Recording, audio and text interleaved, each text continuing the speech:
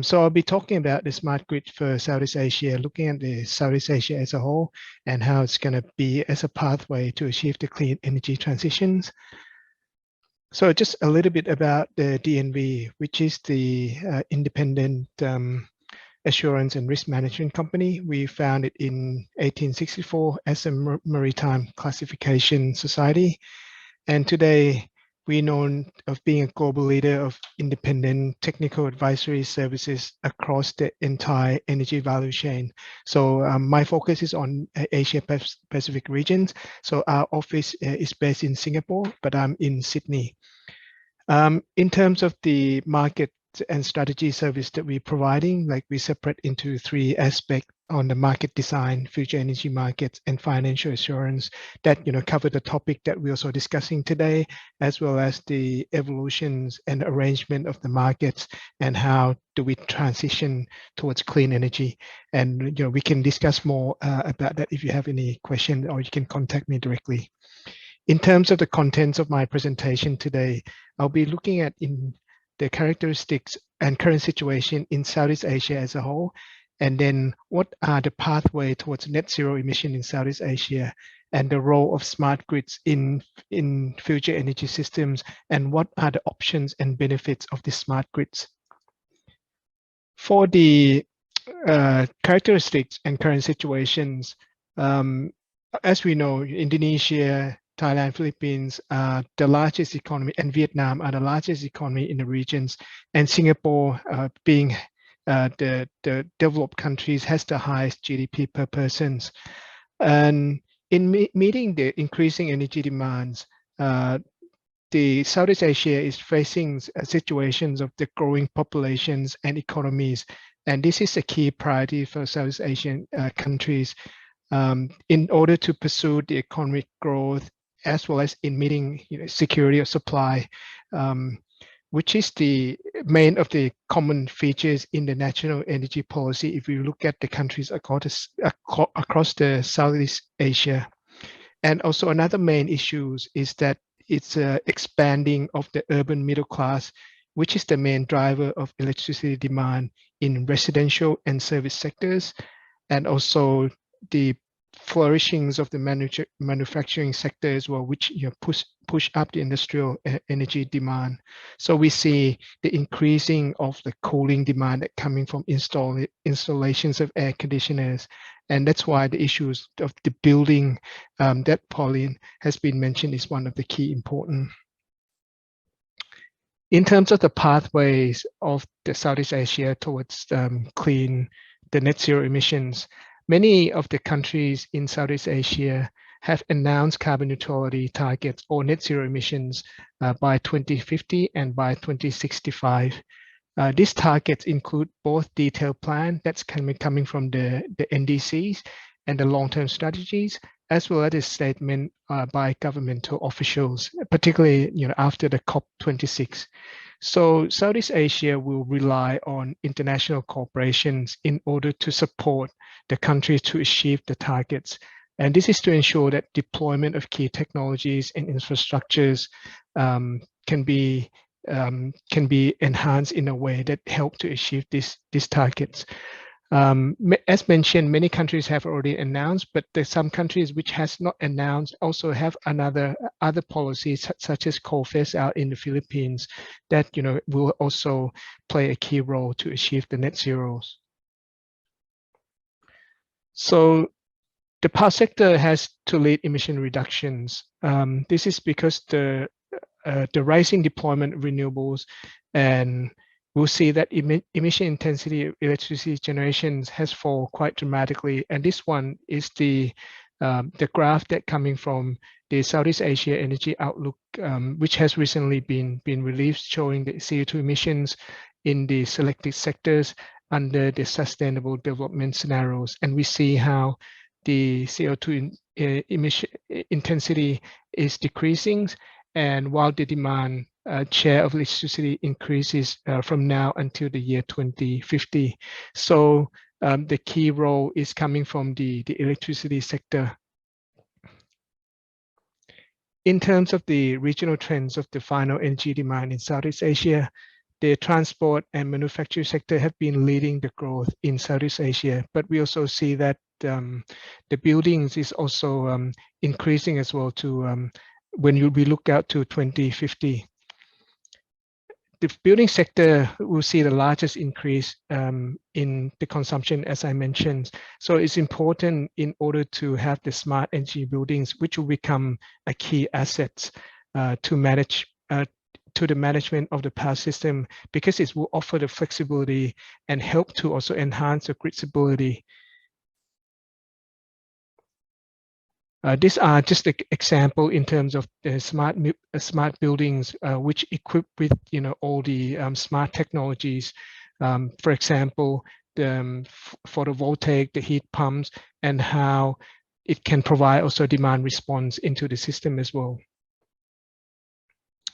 And as Pauline has shown that we are seeing the shift of the energy system, which has changed, becoming more decentralized with more devices connected to the grid. And of course, the large share of our electricity will be provided by variable renewables, particularly wind and solar PV. So, we see the bidirectional flow of energy as well as the telecommunications. This one I'll not go into detail, as Pauline has already mentioned. And in terms of boosting the flexibility, there are various options which consist of the first one is institutionals and actors who are related, the type of decision makers, which are energy ministry, regulatory agency or regulators, system operator, electric utility. And then we move on to the policy and market regulatory in terms of how do we achieve flexibility. There are different categories of interventions. For example, from the ministry point of view, has to come up with the policy and programs, legal frameworks. From the regulator point of view, it's a frameworks and also related power sector planning. And from the system operator, is of course related to operational practices, for example, the grid codes. And in terms of hardware and infrastructure, the type that provide flexibility, there are key 4 parts. The first one is the power plants. The second one is the grid. The third one is the storage. And the last one is the demand response. So in electricity system, generation assets are becoming increasingly digitalized. This is through sensors and automations, while also investment in smart grids has been growing steadily over the past few years. But of course, during the COVID-19, we see some decline as well. But this trend will change, as we have already seen.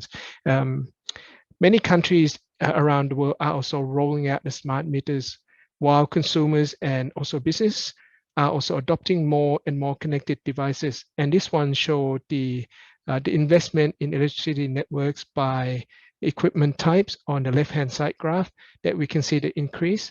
And it's dropped in 2019 and also 2020 as well, due to the COVID situation and also the recent events that coming from the Ukraine invasions that have impact. In terms of power sector investment in Southeast Asia, we can see that electricity networks play a key role up until like 2030 in the state energy policy scenarios. And then when we look at the SDS scenarios, we can see the increase in the renewable energy. But again, grid still playing, electricity networks or grid still play a key role here. And in terms of the smart meters in Southeast Asia, this is also one of the key issues as well, that the growth of smart meters installation is expected to double.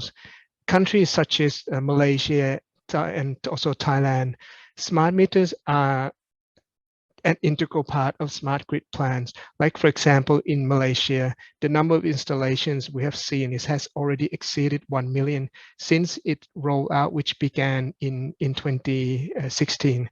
So smart meters is also one of the components, when we talk about the smart grid plans.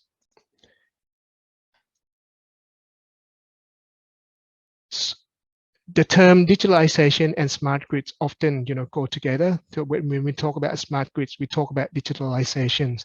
So digitalization brings a lot of benefits for clean energy transitions, and it can be separate into key 3 aspects, which are generation, networks, and also consumers and distributed energy resources. because these digital technologies have many opportunities that could benefit all of the stakeholders in the electricity sectors that coming from could be consumers, utility, as well as the system as a whole. Because digitalizations and smart grids, when we talk about how it can help to improve efficiency, it reduce the cost, reduce the outage time, extend the operation lifetime of the assets, and it also play a key role in clean energy transition, as I mentioned. For example, the connected devices and other smart grid technologies can improve energy efficiencies. It can help to unlock the demand response resources, and of course, help to integrate high share of variable renewables, wind and solar PV. So the assets digitalization bring also other benefits to final customers as well, such as improve the quality of the power and also availability of power, reducing the outage time, reducing the risk of blackout and also the brownouts. The key role of electricity networks, and these are the range of smart grid options in the networks that related to the grid. The first one is the substation automations. That's coming from the only grid point of view. And the second part is the control room, which used to dispatch generation and also used to control the network. And the third one is planning and operations. Coming to look at the substation automations, one example is the remotely control. So the substations doesn't have to have any operator. It can be unmanned and it can be controlled remotely from the control center. And that one is one of the examples. From the control room point of view, there's a need for the new SCADA system, which is the supervisory control and data acquisitions. One of the examples that we've seen recently is PLN is upgrading the control room in order to have the technologies in order to control the networks in a way that efficient and also smart. And in terms of planning and operation, is one of the key things is to improve monitoring and forecasting, especially when we see the rise of the share of variable renewables that need forecasting in order to ensure the grid stability and also the efficiency as well. And in moving towards the smart grids, there are key three aspects. The first one is to investing in operational procedures. It's a major investment required by updating the current practice as well as including the software enhancement in order to help to control the grid, make it more efficient. And also another one is to updating procedures for the new technologies. The second part is related to policy and institutions, which has been highlighted in Pauline's presentation as well. That policy is one of the key aspects. One component is to incentivize the uptake of these smart grid technologies by providing support and also incentivize, how do we encourage more investment so that, there's more smarter technologies, up-to-date technologies that can be used for the grid. The third one is the investment in hardware and infrastructure, and this is related to the generation, transmission, and distribution networks. One of the things that can be done is to retrofit the generations, because in Southeast Asia, the generation fleet are quite young, and this is can be a key aspect in order to move towards energy transition, making all of the components in the electricity system smarter. So the key aspect is to make the grid smarter and have the policy and institution in place, and also regulation to support, the hardware that can help to achieve energy transition.